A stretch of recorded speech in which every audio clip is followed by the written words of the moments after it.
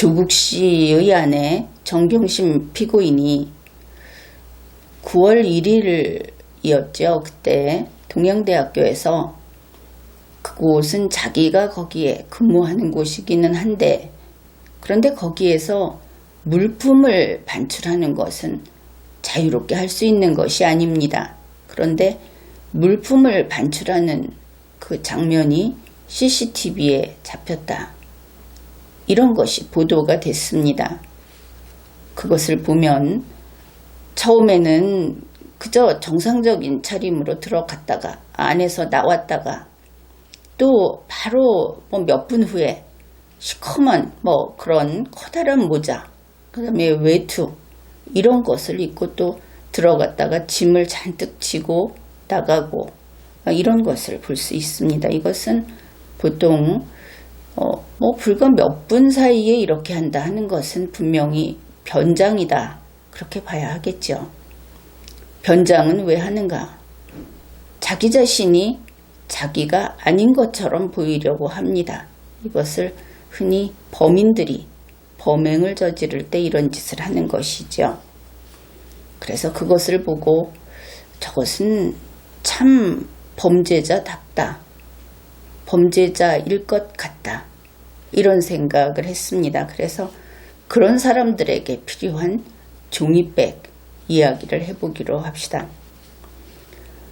우리가 TV를 보게 되면 그 재벌 총수 같은 사람들이 법정에 나갔다가 법정에서 구속이 되는 그런 장면을 볼 수 있습니다. 그런데 그럴 때 잘 보면 수행원이 종이가방, 그 종이백을 건네줍니다. 또 그런 사람들이 구치소에서 나올 때도 역시 종이백을 들고 나오는 것을 볼 수 있는데, 바로 이것이 피의자 피고인의 종이백, 그 유명한 종이백인 겁니다. 그러니까 거기에 무엇을 담아서 평소에 가지고 다니느냐 하면은 자기가 구속될지도 모른다.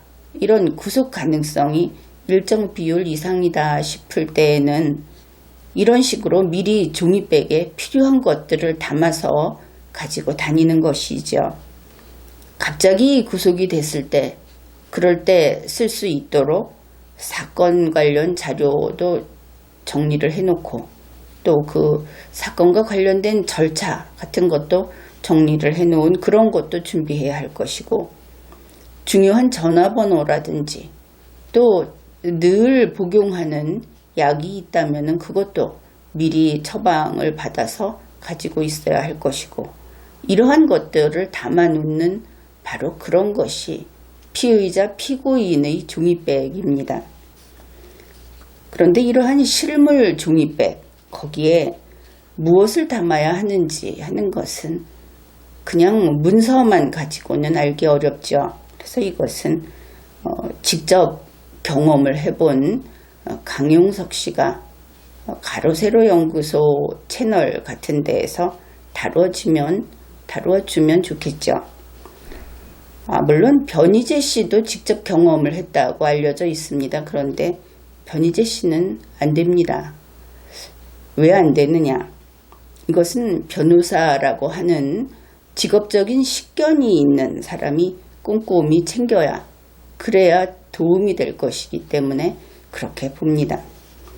이제 우리는 이 실물 종이백이 아니고 법제상의 종이백, 거기에 대해서 이야기를 해보기로 합시다. 법무부 교정본부 홈페이지에 가보면 거기에서 구치소 또는 교도소에 들어가는 방법을 자세히 안내해주고 있습니다. 물론 그 홈페이지에 보면 오시는 길, 이것을 알려주고 있는데, 구치소나 교도소에 들어가게 되는 사람, 그 당사자에게는 이 메뉴는 필요하지 않습니다. 알아서 데려가 주니까. 그리고 이제 사회에서 구치소나 교도소로 들어가는 입장하고 또 구치소나 교도소에서 이렇게 들어오는 사람을 받는 입장하고 그것은 분명히 다르겠죠. 그래서 들어갈 때는 입소라고 하고 받아주는 입장에서는 수용이라고 합니다.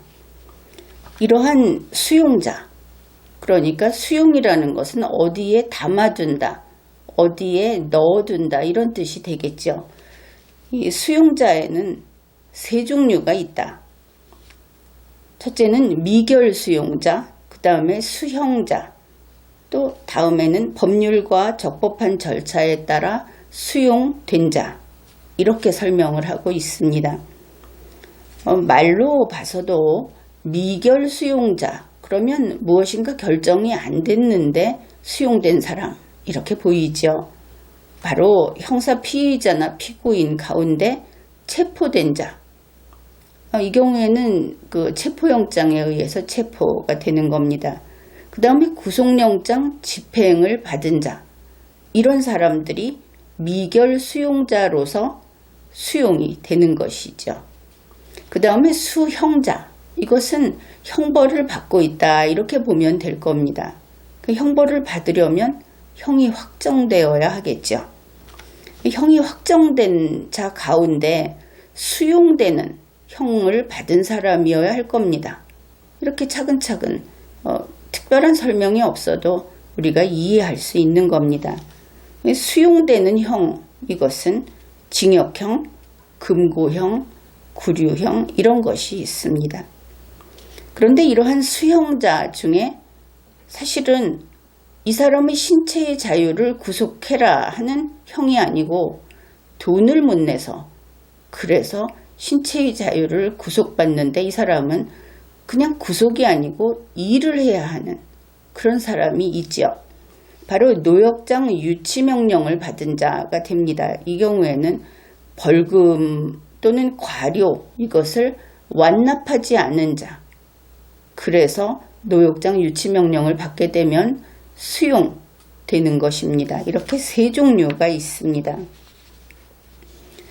법무부 교정본부는 이 수용 과정은 이렇다 하고 설명을 합니다. 마치 그곳이 참 좋은 곳이고 사람들이 지원해서 너무 지원자가 많으면 경쟁을 해갖고 떨어뜨리고 넣는 것처럼 설명을 하고 있어서 상당히 코믹하다, 이렇게 보이는 면이 있습니다. 한번 잘 들어보십시오. 밝고 안정된 수용 환경에서 내일을 준비하도록 보호하고 지원합니다.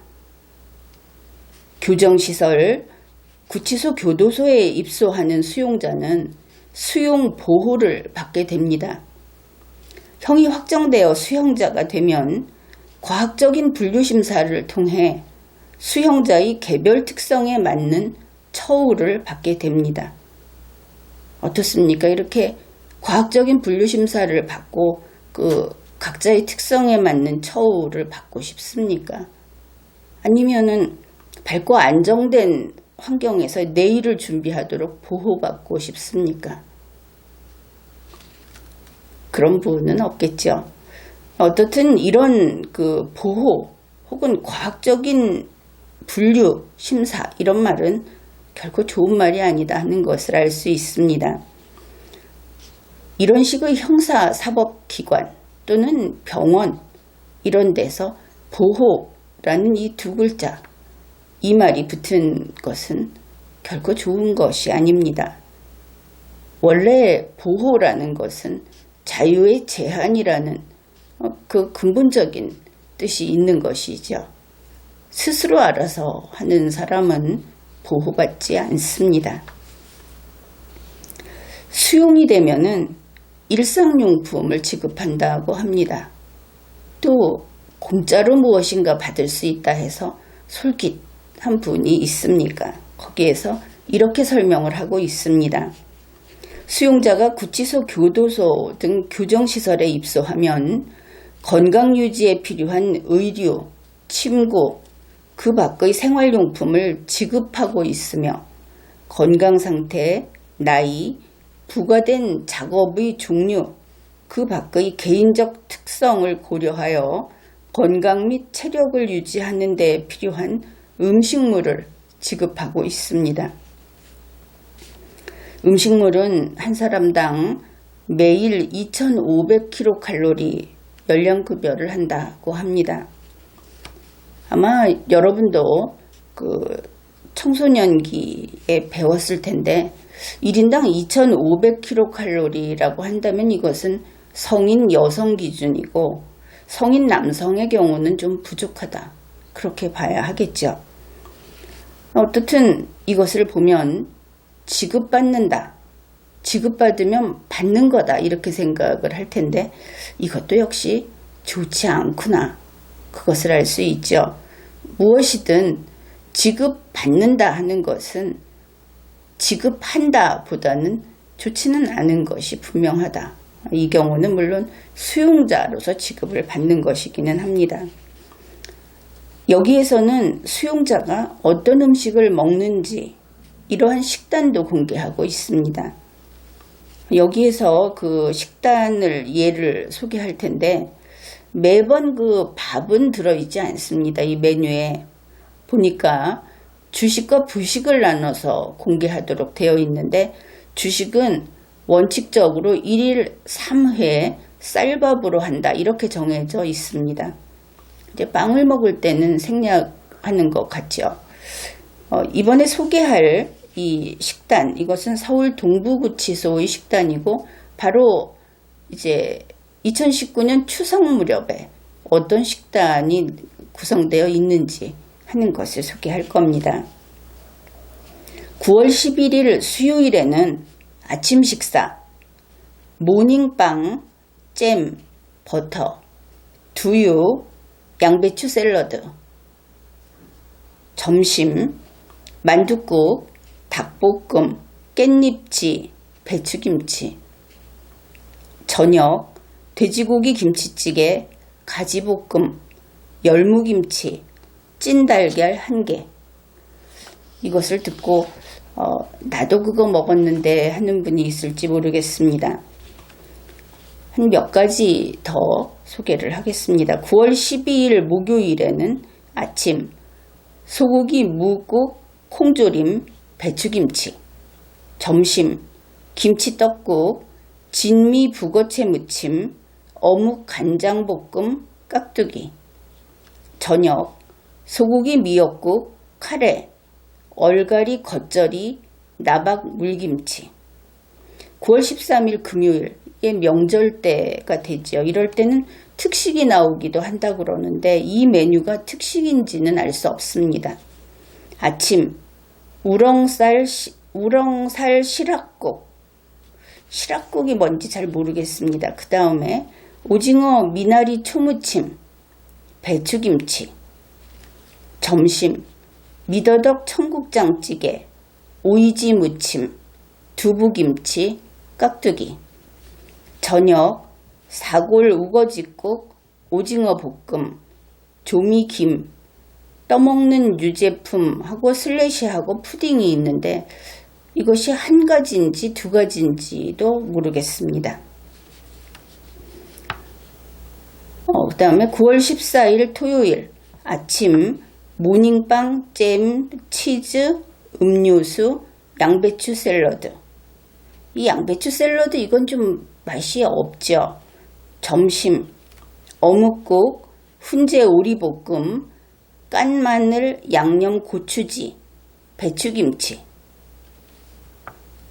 만일 이 훈제 오리볶음을 못 먹는 사람은 어떻게 되는지 모르겠습니다. 이런 것들은 좀 경험이 있는 분들이 설명해 주면 좀 알기 쉽겠죠. 그리고 저녁 유부국, 꽁치 김치조림, 깍두기, 과일. 과일에는 괄호 열고 사과 등 이렇게 쓰여 있습니다. 이런 메뉴, 이런 것도 수시로 그때그때 계속 밝히고 있습니다. 그런데 이러한 구치소 교도소에서 수용 거절을 하는 경우가 있습니다. 안 받아주는 거죠.